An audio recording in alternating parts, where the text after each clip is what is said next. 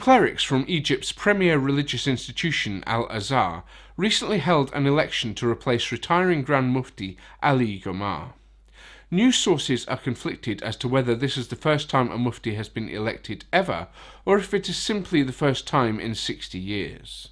Gomar was set to retire last year at the age of 60, as one of the requirements for Mufti is that he be less than 60 years of age. However, his tenure was extended for a year as a result of the overthrow of the Egyptian government of Hosni Mubarak. The role of Mufti is both political and religious. The new Mufti, 55-year-old Shawki Ibrahim Abdel Karim Alam, will review the death penalty decisions, assure that the calendar adheres to Islamic law, and issue fatwas on a variety of issues. Upon learning of his appointment, Alam, who is currently head of Islamic jurisprudence and Sharia law at Al-Azhar University Tanta branch, said, "It is an honour to have been chosen by the Al-Azhar Senior Scholars Authority. I hope to fulfil the people's trust in me, and I hope to God that I am fit for the position." President Vladimir Putin is combining faith and politics to bolster his popularity in Russia. Putin used the 4th anniversary of Patriarch Kirill's appointment as head of the Orthodox Church to emphasize his position. At the heart of all of Russia's victories and achievements are patriotism, faith, and strength of spirit.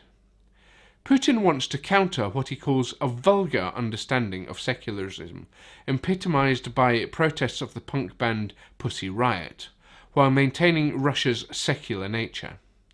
To achieve these aims, he is promoting the idea that the Russian Orthodox Church and other traditional religions should get every opportunity to fully serve in such important fields as the support of family and motherhood, the upbringing and education of children, youth, social development, and to strengthen the patriotic spirit of the armed forces. As Putin supports the Russian Orthodox Church, the Church supports Putin. Patriarch Kirill described the president's work when he was prime minister as a miracle of God. And now that Putin is Russia's president, the patriarch is still backing the same politician.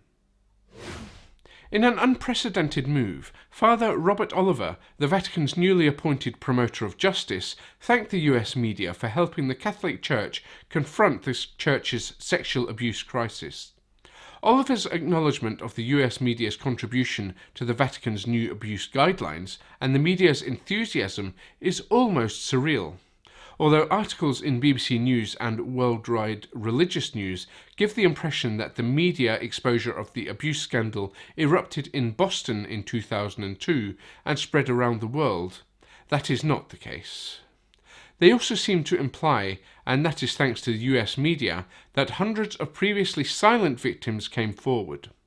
While this information makes the Vatican and the US media look good, it isn't accurate. For example, back in 1989 in Canada's province of Newfoundland, the independent weekly newspaper The Sunday Express began to publish allegations of sexual and physical abuse perpetrated by staff at the Mount Cashel orphanage against residents that dated back to the 1950s.